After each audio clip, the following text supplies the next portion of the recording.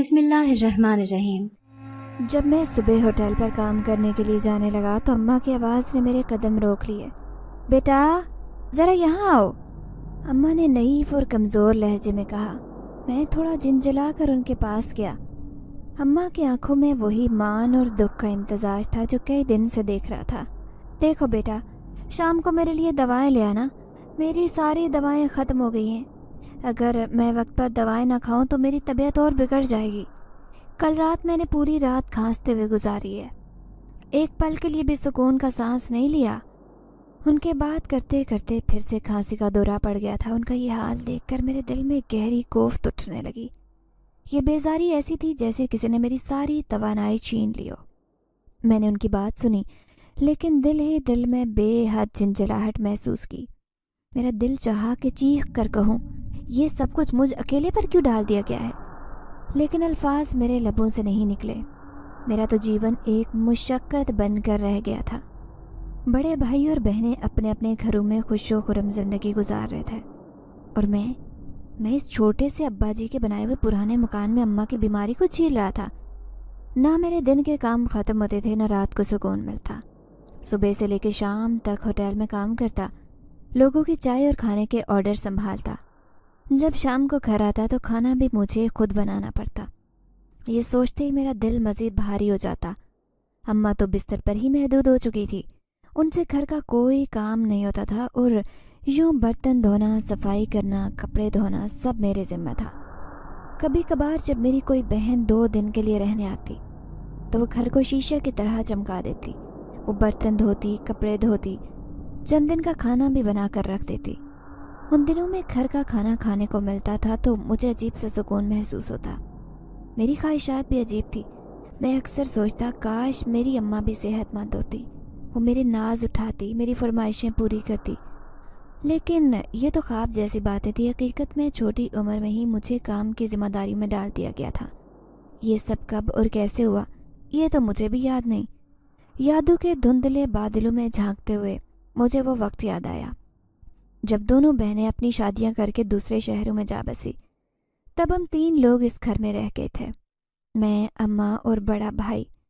بھائی کی شادی کے بعد اماں کی صحت خراب ہونے لگی تھی، لیکن گھر کے سارے کام بھابھی سنبھال لیتی تھی۔ اماں کی بیماری کا بوجھ مجھے زیادہ محسوس نہیں ہوتا تھا، کیونکہ بھابھی وقت پر کھانا پکاتی، گھر کی صفائی کرتی اور ماحول کو سنبھالے رکھتی۔ لیکن پھر آہستہ آہستہ اماں اور بھابھی کے درمیان تلخیاں بڑھنے لگی۔ چھوٹی چھوٹی باتوں پر جھگڑے ہونے لگے اور بات اتنی بگڑ گئی کہ بھائی بھابھی نے کرائے کے گھر میں منتقل ہونے کا فیصلہ کر لیا۔ جس دن وہ گئے اماں بہت روئی تھی۔ ان کے آنسو میرے دل کو کچوکے لگا رہے تھے، لیکن میں نے ضبط سے کام لیا۔ اماں، اب رونے سے کیا فائدہ، پہلے سوچنا چاہیے تھا، اب تو بیٹا بھی گیا اور بہو بھی، میں نے ان سے تلخ لہجے میں کہا۔ جیسی بھی تھی بھابھی گھر کے سارے کام تو کرتی تھی، کھانا وقت پر بناتی تھی، اب یہ سب کچھ آپ کو ہی کرنا پڑے گا۔ اماں میری بات سن کر چپ ہو گئی۔ ان کے چہرے پر ایسی بے بسی تھی کہ میرا دل چاہا ان کے ساتھ بیٹھ کر رونے لگوں، لیکن میں خود کو روک لیتا۔ بھائی کے جانے کے بعد گھر کا ہر کام میرے اوپر آن پڑا۔ اماں تو پہلے ہی کمزور تھی، لیکن پھر ایک دن ایسے ہوا کہ ان پر فالج کا اٹیک ہوا۔ اس دن کے بعد سے وہ بستر کی ہو کر رہ گئی۔ ان کے لیے چلنا، اٹھنا، بیٹھنا یا کسی کام کو کرنا ممکن نہیں رہا۔ اب میری زندگی مشقتوں سے بھر گئی تھی۔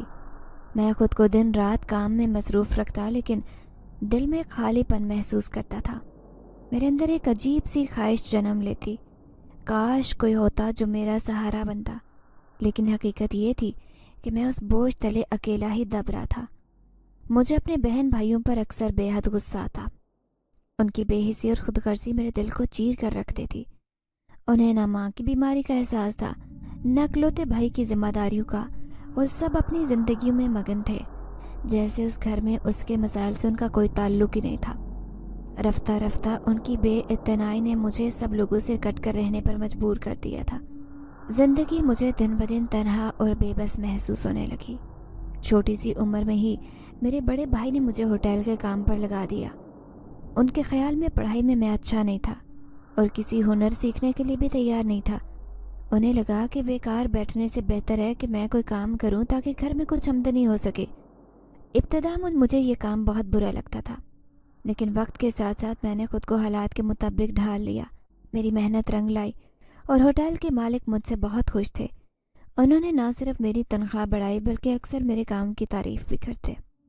میں صفائی کا خاص خیال رکھتا، گاہکوں کے ساتھ خوش اخلاقی سے پیش آتا، ان کے کھانے پینے کی پسند کا دھیان رکھتا۔ کئی گاہک مجھے اضافی ٹپ بھی دے جاتے اور یہ چھوٹے چھوٹے لمحے میری زندگی کی تلخیوں میں کسی حد تک مٹھاس کھول دیتے۔ لیکن گھر کا ماحول ہمیشہ سے ہی تلخ تھا۔ اماں کی بیماری اور ان کی ضروریات پوری کرتے کرتے میرا دل سخت ہو چکا تھا۔ ان کے کھانسنے کی آوازیں رات بھر میرے کانوں میں گونجتی، لیکن میں انجان بننے کی کوشش کرتا۔ کبھی کبھار ضمیر کی ملامت جاگتی کہ مجھے اماں کا خیال کرنا چاہیے، ان کی ضروریات پوری کرنی چاہیے، لیکن اگلے ہی لمحے بیزاری میرے دل و دماغ پر غالب آ جاتی۔ یوں لگتا جیسے یہ زندگی صرف ایک بوجھ ہے جو میرے کندھوں پر لاد دیا گیا ہے۔ اس دن بھی یہی ہوا۔ صبح اماں نے مجھے دوائیوں کا کہا، لیکن میں ٹال مٹول کر کے نکل آیا۔ ہوٹل پہنچا تو غیر معمولی رش تھا اور میں کام میں مصروف ہو گیا۔ ویٹر ہونے کے ناطے میرا کام صرف کھانا پیش کرنا اور ٹیبل صاف کرنا نہیں تھا، بلکہ گاہکوں کے ساتھ خوش اخلاقی سے پیش آنا، ان کی فرمائشیں سننا، وقت پر ان کا آرڈر مکمل کرنا بھی شامل تھا۔ اس دن گاہکوں کی مہربانی سے میری اچھی خاصی کمائی ہوئی۔ ٹپ میں ہزاروں روپے جمع ہو گئے تھے اور میں دل ہی دل میں خوش تھا۔ سوچا آج اماں کے لیے دوائیں بھی لے لوں گا اور اپنے لیے بھی کچھ خاص لے کر جاؤں گا۔ شام کو میں ہوٹل سے نکلا تو میرا موڈ بے حد اچھا تھا۔ جیب میں پیسے تھے اور دل میں خیال آیا کہ کیوں نہ آج کچھ عیاشی کر لی جائے۔ میں میڈیکل سٹور سے اماں کی دوائیں لینے کے بعد آگے بڑھا اور ایک سینما ہال کے سامنے پہنچ گیا۔ بہت عرصے بعد کوئی فلم دیکھنے کا موقع ملا تھا۔ دل چاہا کہ ایک اچھی سی فلم دیکھ لی جائے اور پھر گھر واپس جاؤں۔ سینما میں اس وقت ایک ہارر فلم لگی ہوئی تھی۔ میں عام طور پر رومانوی یا ایکشن فلمیں دیکھنا پسند کرتا تھا، لیکن چونکہ اور کوئی فلم نہیں لگی تھی اسی لیے یہی دیکھنے کا فیصلہ کر لیا۔ فلم واقعی خوفناک تھی۔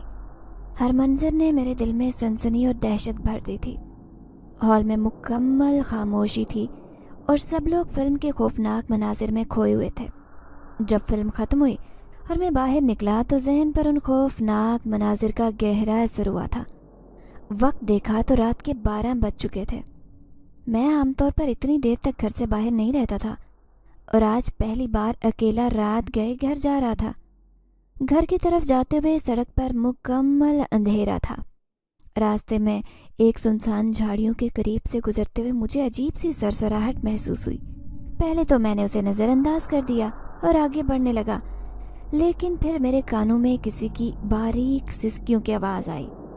میں حیران ہو کر پلٹا اور جھاڑیوں کی طرف دیکھنے لگا۔ دل میں ایک انجانا سا خوف جاگ رہا تھا۔ موبائل نکال کر ٹارچ آن کی اور جھاڑیوں کے اندر روشنی کی تو ایک عجیب منظر میرے سامنے آیا۔ جھاڑیوں میں ایک لڑکی چھپی ہوئی تھی۔ اس کا لباس جگہ جگہ سے پھٹا تھا۔ اس کے لمبے سیاہ بالوں نے اس کے آدھے جسم کو ڈھانپ رکھا تھا۔ وہ اپنی جگہ پر سکڑی سمٹی بیٹھی تھی۔ اس کا چہرہ دوسری طرف تھا۔ میرے دل میں خوف کی ایک سرد لہر دوڑ گئی۔ یہ کون تھی؟ اس وقت جھاڑیوں میں کیا کر رہی تھی؟ کہیں یہ کوئی اور ہی مخلوق تو نہیں ہے؟ میں خوف زدہ ہو کر واپس جانے کے لیے مڑنے ہی والا تھا کہ اچانک اس کی باریک اور نسوانی آواز میرے کانوں سے ٹکرائی۔ خدا کے لیے میری مدد کریں۔ یہ الفاظ سن کر میں بے اختیار رک گیا۔ اس کی آواز میں ایسی بے بسی تھی کہ میرا دل پسیج گیا۔ میں پلٹا اور جھاڑیوں کی طرف بڑھا۔ جیسے ہی اس نے اپنا چہرہ میری طرف کیا، میری نظریں جیسے اس کے چہرے پر جم کر رہ گئیں۔ یہ حسن گویا کسی طلسم کی مانند تھا جس نے مجھے اپنی گرفت میں لے لیا۔ وہ آنکھوں میں آنسو لیے میری طرف دیکھ رہی تھی۔ میرے پیچھے کچھ گنڈے لگے، وہ دھیمی آواز میں بولی۔ میں ان سے چھپ کر یہاں بیٹھی ہوں۔ آپ شکل سے شریف معلوم ہوتے ہیں، خدا کے لیے میری مدد کریں، وہ لوگ میرا جینا دوبہر کر دیں گے۔ اس کے آنسو اور بے بسی میرے دل میں ہمدردی جگا رہے تھے۔ میرا دل چاہا کہ اس کی مدد کروں، لیکن دماغ میں بے شمار سوالات گونج رہے تھے۔ کون لوگ ہیں تمہارے ساتھ؟ ایسا کیوں کر رہے ہیں؟ میں نے پوچھا۔ یہ وقت ان سوالات کا نہیں ہے، وہ جلدی سے بولی۔ اگر آپ واقعی مدد کرنا چاہتے ہیں تو بس مجھے یہاں سے نکال کر کسی محفوظ جگہ تک پہنچا دیں۔ اس کی باتوں نے مجھے سوچنے پر مجبور کر دیا۔ میں کیا کرتا؟ اسے وہاں چھوڑ دینا انسانیت کے خلاف تھا، لیکن اسے ساتھ لے جانا میرے لیے نئی مشکلات پیدا کر سکتا تھا۔ دل اور دماغ کی کشمکش میں نے فیصلہ کیا کہ اسے وہاں سے نکالنا ہی بہتر ہوگا۔ میں نے اس کی باتوں کو غور سے سنا اور سمجھا کہ وہ کس مشکل میں مبتلا ہے۔ اس کے چہرے پر خوف اور معصومیت کے تاثرات نے میرے دل کی گہرائیوں کو چھو لیا۔ اس وقت میں نے فیصلہ کیا کہ اسے وہاں سے محفوظ مقام پر لے جانا ضروری ہے۔ میں نے اس کا ہاتھ تھام کر اسے کھڑے ہونے میں مدد کی۔ جب وہ کھڑی ہوئی تو اس کی حالت اور بکھری ہوئی تھی۔ واضح قطع دیکھ کر میری نظریں شرمندگی سے جھک گئی۔ اس کا لباس جگہ جگہ سے پھٹا تھا اور وہ پریشانی کی تصویر بنی ہوئی تھی۔ میں نے اس سے کہا، تم یہاں انتظار کرو، میں ابھی واپس آتا ہوں۔ وہ گھبرا کر بولی، نہیں، مجھے اکیلا مت چھوڑو، مجھے اپنے ساتھ لے کر جاؤ ورنہ وہ لوگ مجھے نقصان پہنچا دیں گے۔ اس کی گھبراہٹ اور التجا سن کر میں نے نرمی سے کہا، دیکھو، اس سلیے میں تمہیں لے کر باہر جانا ٹھیک نہیں ہوگا۔ راستے میں کئی لوگ ہیں، اگر انہوں نے تمہیں اس حالت میں دیکھ لیا تو مسئلہ کھڑا ہو سکتا ہے۔ میں بھی قریبی دکان سے کچھ لے کر آتا ہوں، تم یہیں رکو۔ وہ میری بات مان گئی اور سر ہلا کر خاموش ہو گئی۔ میں نے جلدی سے قریبی گلی میں موجود ایک دکان سے ایک بڑی سی چادر خریدی۔ اس وقت رات کا پہر تھا اور زیادہ تر دکانیں بند ہو چکی تھی، لیکن خوش قسمتی سے یہ ایک دکان کھلی ہوئی تھی۔ چادر لے کر جب میں واپس آیا تو اس کے چہرے پر خوف اور بے بسی صاف نظر آ رہی تھی۔ میں نے چادر اس کی طرف بڑھاتے ہوئے کہا، یہ لے لو، اپنے اوپر اوڑھ لو۔ اس نے میری بات سمجھ کر چادر لی اور اپنے وجود کو چھپا لیا۔ جب اس نے چادر اوڑھ لی تو اس کی حالت کچھ بہتر لگنے لگی۔ میں نے اس سے کہا، چلو اب ہم یہاں سے چلتے ہیں۔ راستے میں اس کی حالت کو دیکھتے ہوئے میرا دل چاہا کہ میں اسے کچھ کھانے کے لیے دوں، کیونکہ وہ نہایت کمزور اور تھکی ہوئی لگ رہی تھی۔ میں نے راستے میں ایک ہوٹل سے کچھ کھانا خرید لیا اور پھر ہم گھر کی طرف چل دیے۔ گھر پہنچ کر میں نے اسے کمرے میں بٹھایا اور کہا، یہاں بیٹھو، میں اماں کے پاس جا رہا ہوں۔ میں اماں کے کمرے میں گیا تو وہ جاگ رہی تھی۔ انہیں دوا دیتے ہوئے میں نے کہا، اماں یہ دوا لیجئے۔ اماں نے پوچھا، تم اتنی دیر کہاں رہے؟ میں کب سے انتظار کر رہی ہوں۔ میں نے اماں کو تسلی دی کہ سب ٹھیک ہے اور انہیں دوا کھلائی۔ میرا ذہن مسلسل اس لڑکی کی طرف لگا ہوا تھا جو میرے کمرے میں بیٹھی تھی۔ کچھ دیر بعد اماں کو کھانا دے کر اس لڑکی کو ان کے پاس لے آیا۔ اماں اسے دیکھ کر چونک گئی اور حیرانی سے بولی، یہ کون ہے؟ میں نے اماں کو ساری بات بتائی تو وہ پریشان ہو گئی۔ اماں نے غصے میں کہا، رات کے وقت کسی اجنبی لڑکی کو گھر لانے کی کیا ضرورت تھی تمہیں پتہ بھی ہے کہ یہ کتنا خطرناک ہو سکتا ہے۔ اس لڑکی نے اماں کی بات سن کر اپنی معصومیت سے کہا، آنٹی میں کوئی غلط لڑکی نہیں ہوں، میرا نام شبو ہے اور میں ایک شریف خاندان سے تعلق رکھتی ہوں، لیکن میری زندگی میں ایک ایسا حادثہ پیش آیا کہ میں سب کچھ بھول گئی۔ یہ سن کر اماں کا غصہ تھوڑا کم ہوا، لیکن وہ پھر بھی محتاط تھی۔ شبو نے اپنی کہانی سناتے ہوئے کہا، میں کسی گاؤں میں رہ رہی تھی جہاں ایک غریب عورت نے مجھے اپنی بیٹی کی طرح پناہ دی تھی۔ وہ عورت بہت نیک تھی، لیکن چودھری کے آدمیوں نے مجھ پر نظر رکھنا شروع کر دی۔ وہ مجھے نقصان پہنچانا چاہتے تھے، اس لیے میں وہاں سے بھاگ نکلی۔ شبو کی کہانی سن کر اماں کو اس پر ترس آ گیا تھا، لیکن میں اس کی باتوں پر یقین کرنے میں جھجک محسوس کر رہا تھا۔ میرے ذہن میں یہ سوال تھا کہ کیا واقعی ایسا ہو سکتا ہے کہ کوئی اپنا ماضی بھول جائے؟ یہ تو فلموں میں دکھایا جاتا ہے، لیکن اس کی حالت اور آنکھوں کی معصومیت نے مجھے یقین دلایا کہ وہ جھوٹ نہیں بول رہی۔ میں نے اماں کو سونے کی تاکید کی اور شبو کو ان کے پاس چھوڑ کر اپنے کمرے میں آ گیا۔ میرے ذہن میں اس لڑکی کی خوبصورتی اور معصومیت کے خیالات گردش کرنے لگے۔ اس کی دلکش آنکھیں، بکھرے بال اور معصوم چہرہ میرے دل کو بے چین کر رہے تھے۔ میں نے اپنی زندگی میں کبھی ایسی حسین لڑکی نہیں دیکھی تھی، اور اس رات میں نے اس کے بارے میں سوچا اور دیر تک جاگتا رہا۔ اب وہ گھر میں یوں گل مل کر رہنے لگی تھی جیسے ہمیشہ سے یہیں رہتی ہو۔ میں صبح صبح کام پر جاتا تو عموماً مجھے اپنا ناشتہ بھی خود ہی بنانا پڑتا، کپڑے بھی استری کرنے پڑتے، جبکہ ہر کام وقت پر ہونے لگا تھا۔ نہ جانے اسے کیسے معلوم ہو جاتا تھا کہ میں ناشتے میں کیا لینا چاہتا ہوں اور کھانے میں مجھے کیا پسند ہے، کون سے کپڑے پہن کر میں نے کام پر جانا ہے۔ ہر ایک چیز کے بارے میں جیسے وہ بہت اچھے سے بغیر کہے جانتی تھی۔ اماں بھی اس کے آنے سے بہت خوش تھی، مجھے کہتی تھی کہ یہ لڑکی بہت اچھی ہے، کیسے اس نے پورے گھر کو سنبھال لیا، کاش مجھے بھی کوئی ایسی مل جائے جو اس گھر کو اپنا سمجھے۔ اماں نے یہ بات کہی اور میں سوچ میں پڑ گیا کہ یہ لڑکی ہمیشہ کے لیے اسی گھر میں رہے۔ اماں بھی جیسے یہی چاہ رہی تھی۔ مگر لڑکی کی مرضی کے بغیر کوئی فیصلہ ہم لوگ نہیں کر سکتے تھے۔ اس دن رات کو سوتے ہوئے میری اچانک سے آنکھ کھلی، مجھے باہر سے کسی کے بولنے کی آواز آئی۔ میں حیران رہ گیا کہ اس وقت باہر کون آ گیا ہے۔ آج کل چوری چکاری کی وارداتیں بھی بڑھ گئی تھی، گو کہ ہمارے گھر میں تو ایسی کوئی قیمتی چیز نہیں تھی کہ جس کے مجھے کھونے کا ڈر ہوتا، مگر پھر بھی یہ خوف مجھ پر طاری ہو گیا تھا۔ میں فوراً سے کمرے سے نکل آیا اور یہ دیکھ کر ہک دک رہ گیا کہ اماں اور شبو کے کمرے کے باہر کوئی کھڑا تھا۔ اس دن سے شبو اماں کے پاس ہی ٹھہری تھی، گو کہ گھر میں ایک اضافی کمرہ بھی تھا، مگر وہ کہنے لگی کہ میں آنٹی کے ساتھ ان کے کمرے میں ہی رکوں گی، اور مجھے بھی اس بات پر اطمینان تھا، مگر مجھے اس بات پر کوئی اعتراض نہیں تھا۔ اب جب میں نے ان دو سائے کو کمرے کے باہر کھڑے دیکھا تو میں گھبرا گیا کہ یہ کون لوگ ہیں اور یہاں پر کیا کر رہے ہیں۔ میری آواز پر ان سایوں میں حرکت پیدا ہوئی اور پھر اگلا لمحہ میرے لیے حیران کن تھا۔ دیکھتے ہی دیکھتے وہ دونوں سائے اپنی جگہ سے غائب ہو گئے۔ میں ہکا بکا انہیں دیکھتا رہ گیا، کافی دیر تک وہیں کھڑا رہا۔ گھر میں ادھر ادھر گھوم کر دیکھتا رہا کہ شاید کوئی اس گھر میں ہو، اور ہو سکتا ہے کہ وہ اچانک سے کہیں بھاگ کر گھر میں ہی چھپ گئے ہوں، مگر پورا گھر چھان مارا تھا، کہیں بھی مجھے کسی کی موجودگی کا احساس نہیں ہوا۔ میں حیران پریشان سا رہ گیا، آج سے پہلے تو ایسا کبھی نہیں ہوا۔ دوسرے دن پھر سے مجھے باہر سے سرگوشیوں کی آواز سنائی دی۔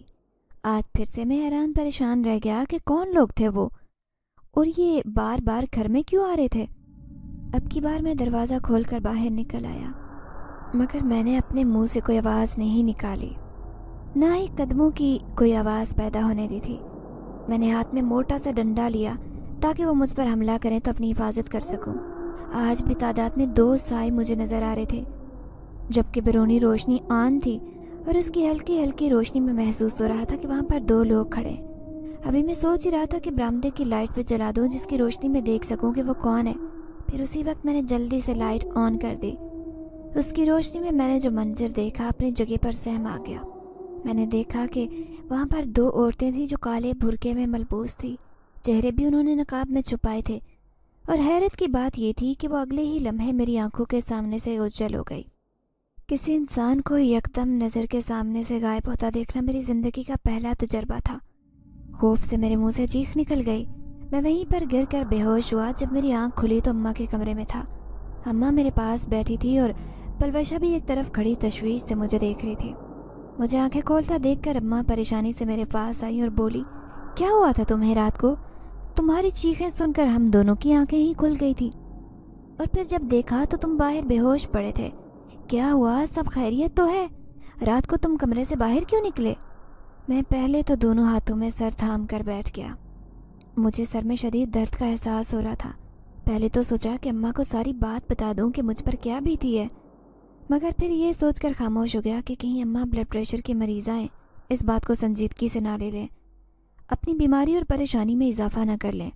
میں چاہ کر بھی اپنی ماں کو پریشان نہیں کرنا چاہتا تھا، گو کہ مجھے ان سے بہت ساری شکایات تھی، شکوے تھے، مگر پھر بھی وہ میری ماں تھی، اور کسی وقت فطری محبت ان کے لیے میرے دل میں جاگ جایا کرتی۔ آج پورا دن میں گھر پر ہی رہا۔ میں نے دیکھا کہ پلوش بہت بے چین تھی، پریشان تھی، بار بار چونک کر بیٹھ جاتی، ادھر ادھر متلاشی نگاہوں سے دیکھنے لگتی اور پھر سوچوں میں گم ہو جاتی۔ اماں بھی اسے دیکھ کر پریشان ہو رہی تھی۔ پلوشا، کیا ہوا ہے تمہیں؟ کیا سوچ رہی ہو؟ تب وہ پھیکا سا ہنسی، کچھ نہیں، آج میری طبیعت ٹھیک نہیں ہے، اس لیے مجھے کچھ اچھا محسوس نہیں ہو رہا۔ اگلے کئی دن خیریت سے گزر گئے، نہ رات کو کوئی آواز سنائی دی، نہ مجھے کوئی دکھائی دیا۔ میں نے سوچا کہ میں کسی اللہ والے کے پاس جاؤں گا اور اسے اس مسئلے کو بیان کروں گا۔ یہ کوئی معمولی بات نہیں تھی، نظر انداز کرنے والی بات نہیں تھی۔ آج اسے میں معمولی سمجھ کر چھوڑ رہا تھا، کل کو میرے لیے بڑا مسئلہ بن کر سامنے آ سکتی تھی، اور تب میں کیا کرتا؟ سوچ سوچ کر پاگل ہو رہا تھا۔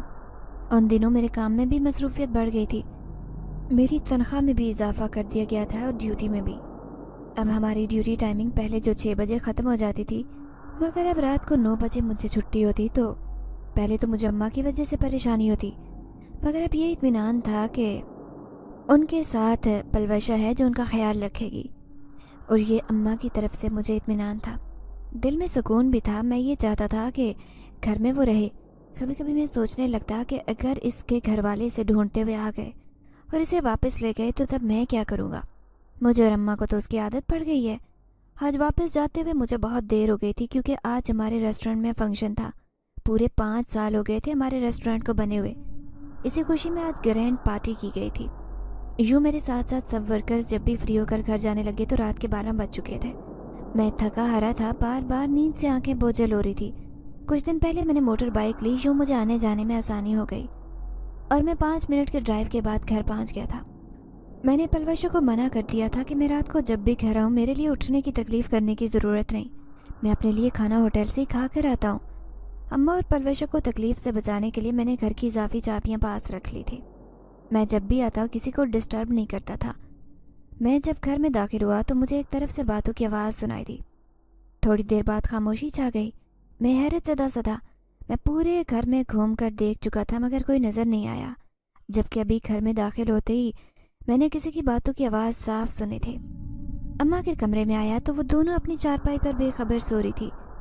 سوتے ہوئے پلوشیں بہت معصوم لگ رہی تھی، بال اس کے چہرے کے ارد گرد بکھرے ہوئے تھے۔ میں کتنی دیر اسے دیکھتا رہا، پھر مشکل سے دل کو سنبھالتا کمرے میں آ گیا۔ میرے لیے اب اس کے بغیر جینا مشکل تھا۔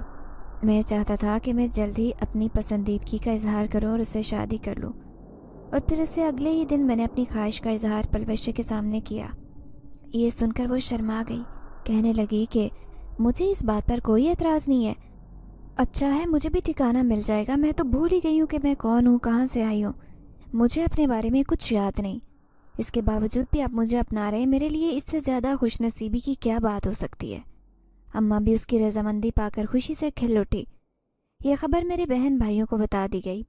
قریبی رشتہ دار اور محلے والے یہ بات جان گئے تھے کہ میں پلوشہ سے شادی کرنے والا ہوں۔ کئی لوگوں نے تو مجھے مبارکباد دی اور کئی لوگ مجھے کہنے لگے کہ تم ایسے کیسے کسی لڑکی سے شادی کر سکتے ہو جس کے بارے میں تمہیں کچھ بھی نہیں معلوم، نہ جانے کس خاندان کی ہے۔ یہ بے وقوفی مت کرو، تمہیں تو ایک سے بڑھ کر ایک لڑکی مل جائے گی۔ میں جانتا تھا کہ لوگ ایسی ہی باتیں کریں گے، یہ دنیا کسی کو بھی خوش نہیں دیکھ سکتی تھی۔ تبھی تو میں نے سب کی باتوں کو ایک کان سے سن کر دوسرے کان سے نکال دیا۔ میں جتنی پلوشہ سے محبت کرتا تھا، جتنا مجھے اس پر اعتبار تھا، ایسی باتوں پر میں دھیان بالکل نہیں دے سکتا تھا۔ اور پھر میرے نکاح کا دن مقرر کر دیا گیا تھا۔ اماں کہنے لگی کہ اسی جمعے کو یہ نکاح کا فریضہ میں انجام دینا چاہتی ہوں۔ پلوشہ بھی خوش تھی، اس کے چہرے پر گویا مسکراہٹ جدا ہی نہیں ہو رہی تھی، اور میں بھی تو خوشی سے کھلا جا رہا تھا۔ میرے سب دوست احباب یہ جان گئے تھے کہ میں جلد ہی دلہا بننے والا ہوں۔ گو کہ نکاح کرنے کے بعد ایک چھوٹا سا ولیمہ منعقد کروانے کا ارادہ تھا جس میں قریبی عزیزوں کو مدعو کیا جاتا، اور میرے پاس اتنے پیسے تھے کہ میں پلوشہ کے لیے اچھی سی بری بھی بنوا سکتا تھا اور ایک اچھا سا ولیمہ بھی کر سکتا تھا۔ مگر ان دنوں جب میں نے شادی کی تیاریاں شروع کی تو میں نے محسوس کیا کہ پلوشہ کچھ بدل سی گئی ہے۔ اب وہ ہر وقت گم سم سی رہنے لگی ہے۔ ہر وقت اس کے چہرے پر ہوائیاں اڑتی رہتی تھی، پریشان اور بوکھلائی بھی نظر آتی، اور میں اسے پریشان دیکھ کر اس سوچ میں پڑ گیا کہ نہ جانے اسے کیا ہو گیا۔ کئی بار میں نے اس سے پوچھا کہ تم کس بات پر خفا ہو، میری کوئی بات بری لگی ہے کیا؟ تو وہ ہمیشہ ہنس کر مجھے ٹال دیتی، مگر یہ خیال تو دل ہی دل میں مجھے کھٹک رہا تھا کہ کوئی تو ویسی ہی بات ہے جو پلوشہ مجھ سے چھپا رہی ہے۔ کیا اسے اپنے ماضی کے بارے میں یاد آنے لگا ہے؟ کیا وہ اپنے گھر والوں کے پاس جانا چاہتی ہے؟ آج میں پلوشہ کے لیے خوبصورت سا سونے کا سیٹ بنوا کر لایا تھا۔ اس کو دکھانے کے لیے میں اسے کمرے میں لایا، مگر اس کے چہرے پر کوئی مسکراہٹ نہیں آئی، بلکہ اس کی آنکھیں کسی گہری سوچ میں گم تھی۔ میں نے سوچا کہ شاید شادی کی وجہ سے وہ گھبرا رہی ہے، اس وجہ سے اس کا رد عمل ایسا ہو رہا ہے۔ میں کیا جانتا تھا کہ مجھے ایسے غم ملنے والا ہے جس سے میں ساری زندگی نہیں بھلا پاؤں گا۔ آج رات کو پھر سے مجھے کسی کے بولنے کی آواز سنائی دے رہی تھی۔ آج میں نے یہ پکا فیصلہ کر لیا کہ میں جان کر رہوں گا کہ میرے گھر میں کون آتا ہے اور کیوں، ان کی نیت کیا ہے۔ مگر پھر جب ان برقع پوش عورتوں کا مجھے خیال آتا تو میرا پورا وجود خوف کی ایک لہر میں ڈوب جاتا۔ اگر وہ کوئی ماورائی مخلوق تھی تو میں ان کا کیا بگاڑ سکتا تھا، ان سے کیسے مقابلہ کر سکتا تھا؟ مگر مسئلے کا یہ حل بھی نہیں تھا کہ میں کمرے میں چھپ کر بیٹھ جاتا، کچھ نہ کچھ تو کرنا تھا۔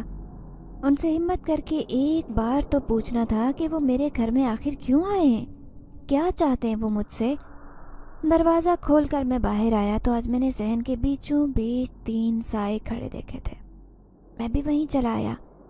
آج بھی روشنی ان کے سائے پر پڑ رہی تھی، جس سے مجھے اندازہ ہو گیا کہ وہ وہی برقع پوش عورتیں تھیں۔ یکدم وہ غائب ہو گئی۔ میں اپنی جگہ پر ٹھٹک کر رہ گیا، کیونکہ ان کے سامنے پلوشا کھڑی تھی۔ وہ اس کی میری طرف کمر تھی۔ پلوشا نے اسی لیے مجھے بھی مڑ کر دیکھا تو اس کا چہرہ آنسو سے بھیگا ہوا تھا۔ میں اپنے خوف کو بھلا کر اس کے آنسو دیکھ کر پریشان ہو گیا۔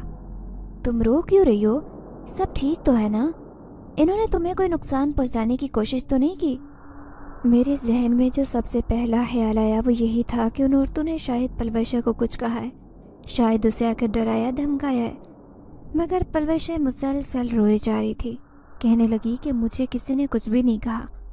بس اچانک سے میری آنکھ کھلی تو میں باہر آئی تو یہاں پر یہ دونوں عورتیں کھڑی تھی۔ میں نہیں جانتی کہ یہ کون ہے اور یہاں کیوں آئے ہیں۔ آپ بھی اس بارے میں مجھ سے کچھ نہیں پوچھیں گے۔ یہ کہہ کر وہ کمرے سے غائب ہو گئی، جبکہ میں حیران پریشان سا اپنے کمرے میں آ گیا۔ اتنا تو مجھے اندازہ ہو گیا تھا کہ وہ دونوں عورتیں کسی دوسری مخلوق سے تعلق رکھتی ہیں، مگر ان کا پلوشا سے کیا تعلق ہے؟ اور وہ اس گھر میں کیا پلوشا کے لیے آتی تھی؟ پلوشا کون تھی؟ کہاں سے آئی تھی؟ آج میں پہلی بار اس کے بارے میں سنجیدگی سے سوچنے لگا۔ اس نے مجھے اپنے بارے میں یہی بتایا تھا کہ وہ ایک عورت کو نہر کے پاس سے ملی تھی۔ وہ اپنا ماضی بھول چکی تھی، وہ نہیں جانتی تھی کہ وہ کون ہے، اور پھر اسے میں اپنے ساتھ لے کر آیا تھا۔ مگر بار بار ان عورتوں کا ہمارے گھر آنا اور آج پلوشا سے کچھ بات کرنا، یہ سب کچھ مجھے کھٹک رہا تھا۔ میں نے سوچا کہ کل میں کسی اللہ والے سے ضرور رجوع کروں گا، اور پھر اگلے دن مجھے یہ قیامت خیز خبر ملی کہ پلوشا گھر میں کہیں بھی نہیں ہے، وہ گھر سے بھاگی تھی۔ امی کہنے لگی کہ کمرے کا دروازہ تو اندر سے بند تھا، مگر اس کے باوجود وہ لڑکی کیسے غائب ہو گئی، جبکہ امی کے کمرے میں نہ کوئی کھڑکی تھی نہ روشن دان تھا۔ بند کمرے سے کوئی کیسے جا سکتا ہے؟ امی کی بات سن کر میں بھی سوچ میں پڑ گیا۔ اماں، آپ غور کریں، ہو سکتا ہے کہ وہ کمرے سے کہیں گئی ہی ہو اور آپ کو بتا کر گئی ہو، اور پھر اٹھ کر آپ نے خود ہی دروازہ بند کیا ہو۔ مگر اماں میری بات سن کر غصے میں آ گئی۔ مجھے اس عمر میں تم سے جھوٹ بولنے کی کوئی ضرورت نہیں ہے، اور نہ ہی میرا دماغ ابھی اتنا خراب ہے کہ میں ایک دن کی بات بھول جاؤں۔ جب تمہیں کہہ رہی ہوں کہ میں خود اس بات پر حیران ہوں کہ وہ کیسے کمرے سے گئی، تو تمہیں میری بات پہ یقین کیوں نہیں آ رہا؟ اماں کی بات سن کر میں بھی چکرا گیا۔ پھر میں نے اسے آس پاس ہر جگہ پر ڈھونڈا، مگر مجھے وہ کہیں پر بھی نہیں ملی۔ 2 دن تک اس کا انتظار کرتا رہا۔ اماں سے بھی کہا کہ اس کی گمشدگی کا ذکر کسی سے مت کیجیے گا۔ اماں نے بھی میری بات کی لاج رکھ لی۔ میں نہیں چاہتا تھا کہ میرے بارے میں لوگ الٹا سیدھا بولیں، میرا مذاق اڑائیں کہ میری بیوی شادی سے کچھ دن پہلے ہی بھاگ گئی ہے۔ گو کہ پلوشا کو اب تک کسی نے براہ راست دیکھا نہیں تھا۔ اس لیے میں نے اماں سے کہا کہ کوئی بھی شریف اور اچھی سی لڑکی دیکھ کر میری شادی کر دے، میں اپنا مذاق برداشت نہیں کر پاؤں گا کہ لوگ میرا تماشا بنائیں۔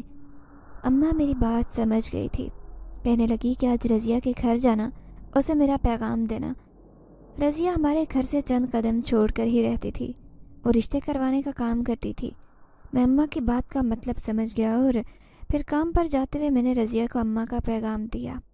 جب آیا تو اماں کہنے لگیں کہ میں نے رضیہ کو کہہ دیا ہے کہ 2 دن میں مجھے کسی لڑکی کا رشتہ بتاؤ جو لوگ نکاح کرنے پر بھی راضی ہوں، چاہے وہ کتنے ہی غریب کیوں نہ ہوں۔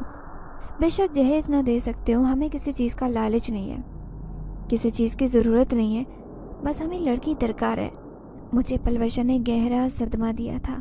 میں اس سے سچی محبت کرنے لگا تھا۔ اسے بھولنا اتنا آسان نہیں تھا۔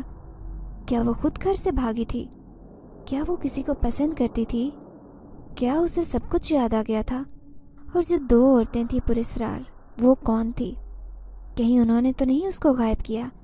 میں جتنا سوچ رہا تھا اتنا ہی الجھتا جا رہا تھا۔ پھر اگلے ہی دن رضیہ خالہ نے اماں کو خوشخبری سنائی کہ انہوں نے ایک لڑکی پسند کر لی ہے۔ وہ لڑکی اچھی خاصی خوبصورت ہے، مگر وہ لوگ گھر کے غریب ہیں۔ لڑکی کے سر پر کوئی آسرا نہیں ہے، وہ ماں کے ساتھ چچی کے گھر میں رہتی ہے، اور چچی کا بس چلے تو ابھی کے ابھی لڑکی کو رخصت کر دیں۔ اماں رضیہ خالہ کے ساتھ لڑکی دیکھنے چلی گئی۔ اور جب واپس آئی تو قدر اداس تھی. کہنے لگی کہ کیا زمانہ آ گیا ہے، خون کے رشتے بھی سفید پڑ گئے. لڑکی کے باپ کا سایہ سر سے کیا اڑ گیا، وہ لوگ غریب کیا ہوئے. رشتہ داروں نے آنکھیں پھیر لی. میں تو ہاں کر آئی ہوں. انہیں بتایا ہے کہ کل ہی میں اپنے بیٹے کے ساتھ آ کر رخصت کر کے لے جاؤں گی. میں ان کی ساری باتوں کو خاموشی سے سن رہا تھا، پھر اٹھ کر اپنے کمرے میں آ گیا. ایک آنسو میری آنکھ سے ٹپکا تھا جو میرے کرتے میں جذب ہو گیا. میں نے سختی سے اپنی آنکھوں کو رگڑا اور سوچا کہ آج کے بعد میں پلوشا کو یاد نہیں کروں گا. اگلے دن میں سلمیٰ کو بیاہ کر کے اپنے گھر لے آیا. گھنگھٹ اٹھا کر اس کا چہرہ دیکھا تو ایک پل کو دیکھتا رہ گیا. بلا شبہ وہ پلوشا کی طرح ہیرا کن حسن کی مالک تو نہیں تھی، مگر اس کے چہرے پر معصومیت صاف نظر آتی تھی. آنکھوں میں بھی ایک خوف سا تھا. مجھے اس پر ترس آ گیا کیونکہ اماں کی زبانی مجھے اس کے حالات معلوم ہو گئے تھے. اس وجہ سے میں اس دن سے اسے نرمی سے پیش آنے لگا اور یوں میری زندگی کا آغاز ہو گیا. صبح کام پر جاتا، رات کو گھر آتا. سلمیٰ کے ہاتھ میں بھی بہت ذائقہ تھا اور بہت سلیقہ شار لڑکی تھی. ایک دن وہ مجھے جھجکتے ہوئے کہنے لگی کہ آپ سے ایک بات کرنا چاہتی ہوں، مگر مجھے ڈر لگتا ہے کہ کہیں یہ بات سن کر آپ غصہ نہ ہو جائیں. اس کی اس بات پر میں پریشان ہو گیا کہ ایسی کیا بات ہے. سلمیٰ جلدی بولو، میں کیوں تم سے غصہ ہوں گا. تب وہ کہنے لگی کہ میری اماں کی زندگی بہت مشکل ہے. میں چاہتی ہوں کہ میں انہیں اس گھر میں لے آؤں. آپ کو آپ کی اماں کو اعتراض نہ ہو تو تب. میں اس کی بات پر ہنس پڑا اور کہنے لگا پگلی، یہ تمہارا اپنا گھر ہے، تمہیں کسی سے اجازت کی ضرورت نہیں ہے. کل اپنی اماں کو بلا لو، وہ آج سے ہمارے ساتھ رہیں گی. اور خوشی سے اس کی آنکھوں میں آنسو بہنے لگے. میں اپنی اماں سے اس کا ذکر کر رہا تھا تو انہیں بھی اس بات پر کوئی اعتراض نہیں تھا. یوں اب اماں کی تنہائی بھی بٹ گئی تھی. اماں پہلے سے زیادہ خوش اور مطمئن نظر آنے لگی، بلکہ اب تو وہ گھر میں چلتے پھرتے بھی نظر آتی اور گھر کے کاموں میں بھی حصہ ڈالتی. جب انہیں منع کرتا تو وہ کہتی کہ اس طرح سے تو میں بالکل بستر کی ہو کر رہ جاؤں گی. یہ میری بیٹی ہے جس نے مجھے بستر سے اٹھنے میں مدد کی ہے. مجھے احساس دلایا کہ میں بستر پر پڑی ناکارہ ہو رہی ہوں. مجھے اپنے آپ کو ایسے ضائع نہیں کرنا چاہیے. شادی کو 2 سال کا عرصہ گزر گیا تھا اور اب تک میں اولاد کی خوشی سے محروم تھا. مگر سلمیٰ تو دن رات اولاد کے لیے دعائیں کرتی، پریشان ہوتی، یوں جیسے پتہ نہیں شادی کو کتنے سال گزر گئے. میں ہمیشہ اسے کہتا کہ اللہ نے چاہا تو جلد ہی تمہاری گود ہری کر دے گا، اتنا کیوں پریشان ہو رہی ہو. اللہ سے اچھی امید رکھتے ہیں، سب ٹھیک ہو جائے گا. سلمیٰ نے میری خدمت کرنے میں کسی قسم کی کوئی کوتاہی نہیں کی تھی، مگر اس کے باوجود بھی وہ پلوشا کو میرے دل سے نکالنے سے قاصر تھی. اس دن میرے ساتھ ایک عجیب بات ہوئی. رات کو میں سو رہا تھا جب اچانک سے آنکھ کھلی تو مجھے پیاس کی شدت محسوس ہو رہی تھی. سائڈ ٹیبل پر دیکھا تو پانی کی بوتل خالی ہو چکی تھی. میں نے ایک نظر سلمیٰ کو دیکھا. اس وقت اسے نیند سے جگانا مناسب نہیں تھا. میں اتنا کام تو کر سکتا تھا کہ پانی لینے کے لیے خود اٹھ کر کچن میں آؤں. بوتل لے کر میں باہر کچن میں آ گیا اور پانی بھرنے کے دوران مجھے ایسے محسوس ہوا جیسے میرے پیچھے کوئی آن کھڑا ہو. مجھے اپنے کندھے پر کسی کے ہاتھ کا لمس محسوس ہوا اور زمین پر میں نے کسی کا سایہ پڑتے دیکھا. میں حیران رہ گیا کہ اس وقت کون آ گیا. سلمیٰ جاگی ہوئی تھی. پیچھے پلٹ کر دیکھا تو وہاں پر پلوشا کھڑی تھی. آنکھوں میں آنسو لیے وہ مجھے دیکھ رہی تھی. آپ مجھ سے ناراض ہیں؟ اس کی بات پر میں ہوش کی دنیا میں واپس آیا. میں تو سچ مچ پریشان ہو گیا تھا کہ پلوشا اچانک سے کیسے آ گئی. وہ تو یہاں سے چلی گئی تھی، ہماری زندگی سے نکل گئی تھی. اب اچانک سے وہ کیا لینے کے لیے آئی تھی. ایک دم مجھے غصہ آ گیا اور میں اس پر چلانے لگا. تم کہاں چلی گئی تھی؟ اور بتائے بغیر مجھ سے شادی نہیں کرنا چاہتی تھی تو بتا دیتی، میں خود تمہارے ساتھ شادی سے انکار کر دیتا، مگر یوں سب کے سامنے تماشا نہ بناتی. تم جانتی ہو کہ تمہاری وجہ سے مجھے کتنی سبکی ہوئی ہے.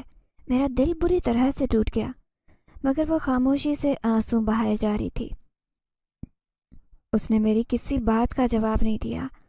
تبھی سلمیٰ بھاگتے ہوئے کچن میں آ گئی. ارے کیا ہو گیا؟ آپ اکیلے کس سے بات کر رہے ہیں؟ میں سلمیٰ کی طرف متوجہ ہوا. ایک پل کے لیے میرا دھیان پلوشا سے ہٹ گیا تھا اور مجھے یہ بھی تھا کہ میں سوچ میں پڑ گیا کہ اب سلمیٰ اگر پلوشا کو دیکھتی تھی تو وہ مجھ سے اس بارے میں سوال کرے گی کہ وہ کون ہے. مگر یہ دیکھ کر میرے پاؤں کے نیچے سے زمین ہی نکل گئی کہ پلوشا اپنی جگہ پر موجود نہیں تھی. وہ پلک جھپکنے میں کیسے غائب ہو گئی تھی؟ میں پاگلوں کی طرح اسے پورے گھر میں ڈھونڈتا جا رہا تھا. اور سلمہ میرے ساتھ ساتھ میرے پیچھے پیچھے آ رہی تھی۔ ارے مجھے بتائیں تو کیا ہوا ہے؟ آپ کیوں پریشان ہو گئے؟ کس سے ڈھونڈ رہے ہیں؟ کمرے میں آیا تو ہاتھوں میں سر تھام چکا تھا۔ کچھ سمجھ نہیں آ رہی تھی کہ کیا ہوا۔ اچانک وہ غائب کیسے ہو سکتی ہے؟ وہ پلوشا تھی یا کوئی اور؟ مگر وہ آنسوں بھری آنکھیں اور چہرے پر غم کے تاثرات، وہ پلوشا ہی تھی، کوئی اور لڑکی نہیں ہو سکتی تھی۔ وہ رات میری اسی طرح سے ہی کٹی تھی۔ ہوٹل میں مالک میرے کام سے بہت خوش تھا۔ اب تو اس نے مجھے وہاں کا مینیجر بنا دیا تھا۔ زیادہ تر کام میں ہی دیکھا کرتا تھا کیونکہ اس کے پرانے ملازموں میں سے میں ہی ایک تھا جو کہ وہاں پر اب تک موجود تھا اور اس کے ساتھ وفادار بھی تھا، تبھی تو وہ مجھ پر بہت بھروسہ کرتا تھا۔ میں لوگوں کے آگے پیچھے نہیں پھرتا تھا، نہ ہی ان کے آگے کھانا رکھتا تھا، بلکہ خاموشی سے ایک جگہ پر بیٹھ کر یا کھڑے ہو کر سب پر نظر رکھتا تھا، سب کی نگرانی کرتا تھا۔ میری نوکری آسان ہو گئی تھی، تنخواہ میں بھی اضافہ ہو گیا تھا، زندگی میں سہولیات بھی آ گئی تھی۔ بائک کی جگہ میں نے گاڑی لے لی تھی، مگر اس کے باوجود اندر کہیں کوئی خالی پن تھا، ایسی چبھن تھی، ایک ایسی تکلیف جو مجھے چین نہیں لینے دے رہی تھی۔ اور میں اب اس کو پہلے سے زیادہ یاد کرنے لگ گیا تھا، کیونکہ اس رات جب وہ مجھے نظر آئی تھی تو اس کے بعد میرے دل میں نئے سرے سے تجسس جاگ اٹھا تھا کہ نہ جانے وہ کون ہے۔ اس کے بارے میں جاننے کے لیے میں پاگل ہو رہا تھا، مگر کیسے جانوں، کیسے بات کروں، کچھ سمجھ نہیں آ رہا تھا۔ آج جب میں واپس جا رہا تھا تو مجھے رات کے 12 ہو گئے تھے۔ عموماً اب میں آدھی رات کو ہی گھر جاتا تھا اور ہمیشہ کی طرح اضافی چابیاں میرے پاس ہی موجود رہتی تھی، کیونکہ میں اپنی وجہ سے کسی کو تکلیف نہیں دینا چاہتا تھا۔ راستے میں مجھے ایک لڑکی کھڑی نظر آئی تھی۔ میں نے اسے نظر انداز کر کے آگے گزرنا چاہا، جب اچانک سے اس لڑکی نے اپنا چہرہ میری طرف کیا تو میرے تو قدم خود بخود بریک پر جا کر لگے، کیونکہ وہ لڑکی کوئی اور نہیں بلکہ پلوشا ہی تھی۔ آدھی رات کو اسے یوں روڈ پر کھڑا دیکھ کر میں تو حیران رہ گیا۔ وہ میری گاڑی میں آ کر بیٹھ گئی۔ تم یہاں پر کیا کر رہی ہو اور کہاں اچانک غائب ہو جاتی ہو؟ مجھے بتاؤ گی آخر کہ یہ سب چل کیا رہا ہے، ورنہ مجھے تو لگتا ہے کہ میں پاگل ہو جاؤں گا بالکل۔ وہ آج بھی اپنی بڑی بڑی آنکھوں سے مجھے دیکھ رہی تھی، اس کے چہرے پر دکھ کی پرچھائیاں تھیں۔